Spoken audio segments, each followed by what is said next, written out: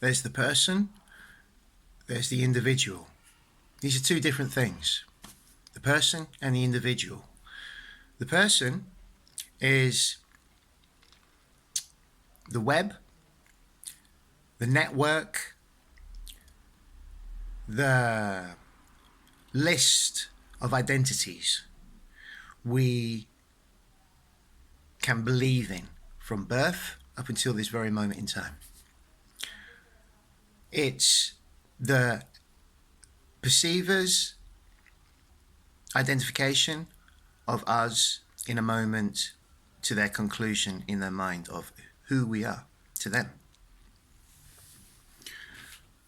It's us growing and listening to other people, telling and responding in their body language, in their voice, in their nature towards us, to us believing that we are X or this person. It's the outside world. It's our response to the outside world and our navigation through the outside world in what we believe or can believe, mostly choose to believe. There is the individual. That's not the person. The individual is not that. The individual is who we are. It's who we are. Not what we are, but who we are. It's the source, the spirit, the center, the essence of true self.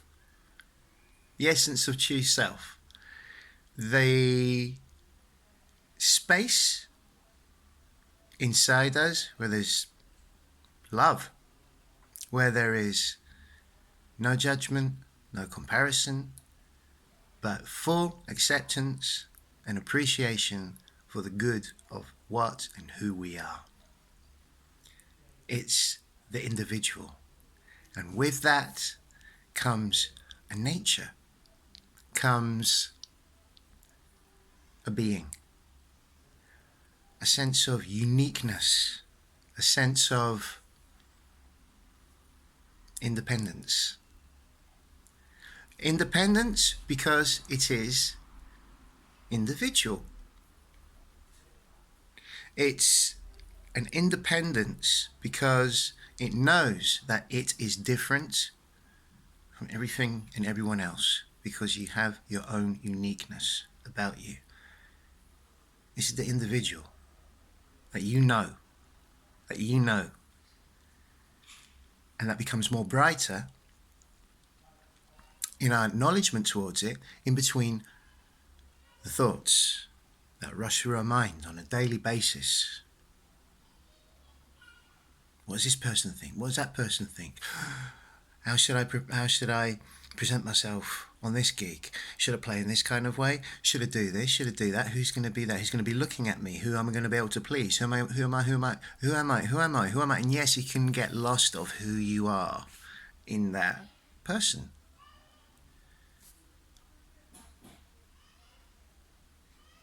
So where are you going to play music from?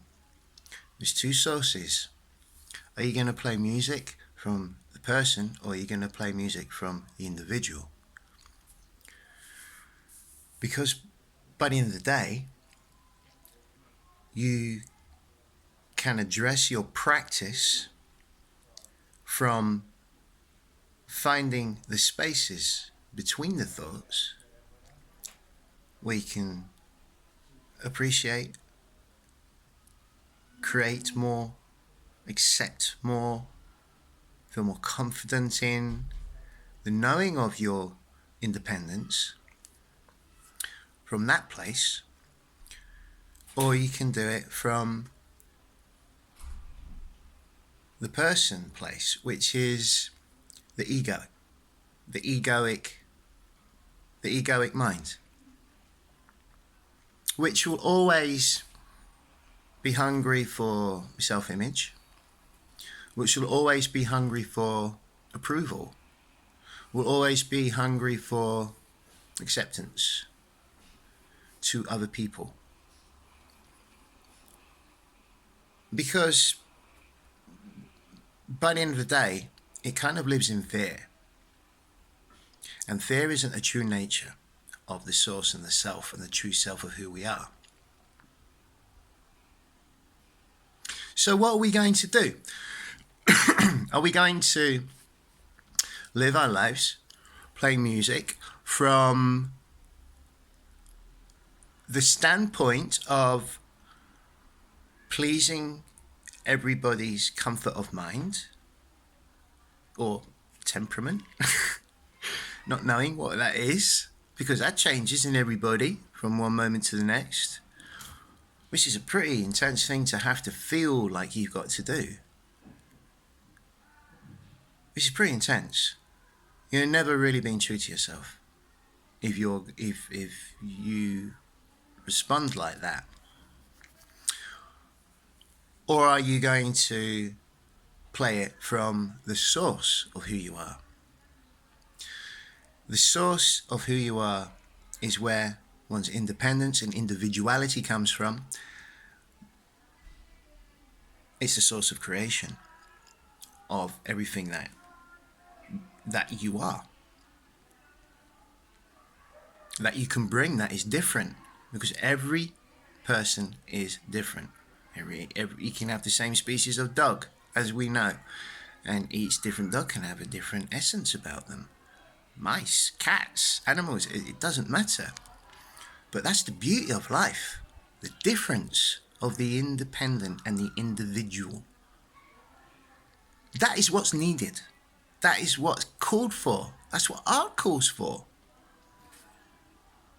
And I'm sure that somewhere inside you, that's why you started music. Because you knew that. You felt that light. And it's an interesting notion, because at the same time, as a musician, as an artist, we're here to serve people. We're here to serve people with our art. How can we know that we're going to please everybody all the time? We don't. So what's the option? Do we follow the egoic route, or do we follow the route of self? True centered self. One is permanent. One is the other is kind of impermanent. This is what I've learned. This is what I've learned over decades of being a musician. I started off knowing that it comes in here. Then in my 20s, I went through the whole ego journey. I came out of it, and that was an interesting discovery for me. And it's a very common thing. It's a very common thing. I'd people telling me, oh, you got to look a certain way, and you've got to do that, and you got to present this, and you got to be presented like that, and you can only do this, and you can only do that. And I'm like thinking, hang on a minute, this isn't the reason why I got into music. And I went down that route, and I got really, really, really unhappy about a lot of things. And all I kind of concluded was I was so far removed from the reason for why I took up music in the first place. I stopped being myself. I lost my self of artistic self identity.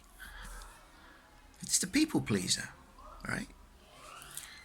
And so I see a lot of students talking about their confusion of how they should play. How they should play. And if I don't do this a certain way, then that group of people don't like me. If I don't do that in a certain way, that group of people won't like me. And then I've got to be appreciated by this, and in order to earn a buck. Okay, yeah, you can get there and climb that ladder, but it won't last. And it might last. If it does last, absolutely wonderful. But get there being from here first, because that's the thing that's going to be permanent. This is the inside world. That is the outside world. This is the inside world. What I do when I practice, at the beginning of every practice, this is the kind of thing that I look forward to. When I think about, I'm going to pick up my horn, is to sit down and all the thoughts of people, situations, circumstances of the day that are rushing through my mind from one thing to the other. I've got to do this, got to do that, and I've got to, how's it, and it's like it's chaos. It's a mess of this mess of this person, And I get my saxophone and I blow, I breathe, and I make a sound. And I focus all my attention on my tone. Long notes. And I'm not just practicing long notes for the sake of practicing long notes, I'm practicing it for the sake of feeling and centering my mind. And by doing that, you automatically start wanting to manipulate the sound to how you feel best, is how a saxophone should sound to you. Okay? So then you start immediately working upon centering yourself, calming your mind in order to find the spaces between the thoughts. And those spaces get bigger and bigger. And you relax. And you clear your mind. And you feel lighter all of a sudden. And you're working on very gently, very delicately, very pleasingly on tone. And at the beginning of every practice session, if you approach your instrument like this, you start to not just use that as a model, as a tool toward meditation and getting your mind in the right state of mind to practice, but you are also working on tonal virtuosity, your tonal virtuosity.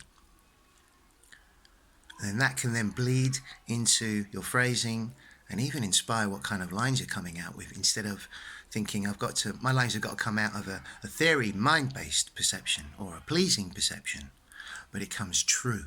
It comes true in your sound, in your tone, in your delivery, in your integrity.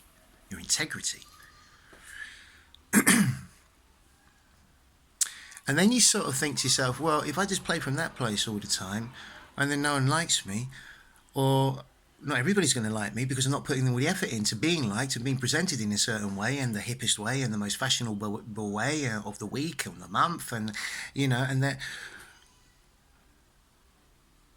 like attracts like. Not everyone's going to like you. Like, not everybody's going to like this video. I'm fully aware of that, but I'm comfortable in saying this because it's coming from an inner self. It's coming from a sense of self. Okay, I'm not doing this for an ego purpose. I'm doing this because I know that this can help.